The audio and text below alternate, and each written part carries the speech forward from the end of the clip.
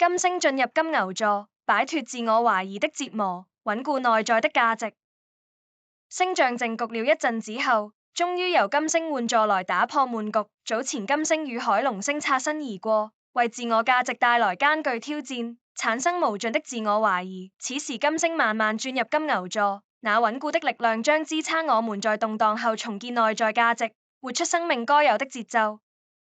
因着土星與冥王星近日正產生連結，工作、關係、生活等方面的固有模式面臨劇烈轉變，令人對於自己的角色、自己的價值感到更強烈的懷疑。這段時期，我們可能會陷入自責、自卑與愧疚，擔憂着自己沒法擔當好某個角色，顧慮着自己在社會或某段關係中的價值。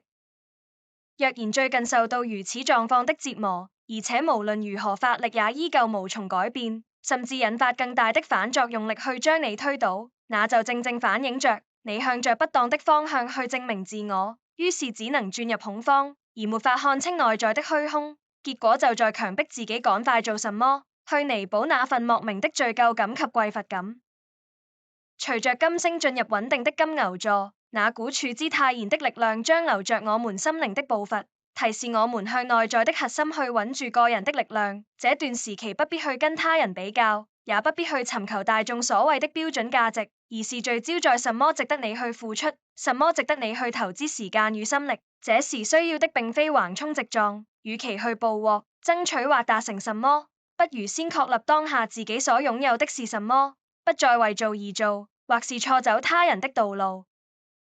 以恐懼不安為出發點的行動，總會將靈魂推至昏暗無明的迷宮。只有真正感知內核的節奏，我們才能將微弱的蠟光匯聚成耀眼的光芒，從而看清靈魂的去向，一點一滴地填滿內在的力量。